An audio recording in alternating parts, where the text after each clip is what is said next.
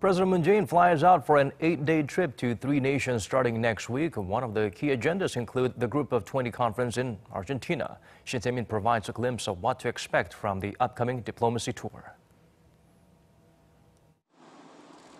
A trip around the globe. President Moon Jae-in will be leaving on an 8-day trip, the longest in terms of distance since he took office last year.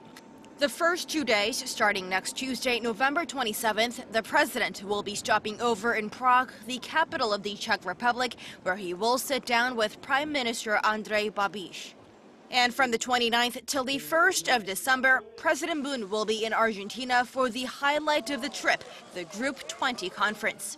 The topic this year, as the group marks the 10th anniversary of its founding, is building consensus for fair and sustainable development.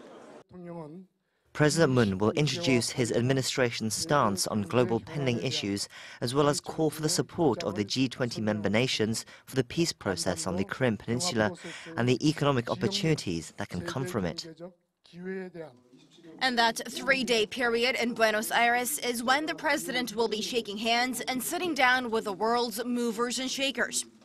The presidential office, however, did not confirm whether or not President Moon will meet one-on-one on the sidelines with President Trump of the U.S., saying instead that such summit will be finalized in South America. The last stop of the president's trip, a state visit to New Zealand from the 2nd of December to the 4th, which will be the first by South Korean president in 9 years. There, he will discuss mutual issues between the two nations, as well as ways to create synergy for President Moon's new Southern policy and New Zealand's so-called Pacific reset. The presidential office says a trip next week will cap a busy year of diplomacy by the president in the Americas, Asia, Europe, and Oceania. Shin Se-min, Arirang News.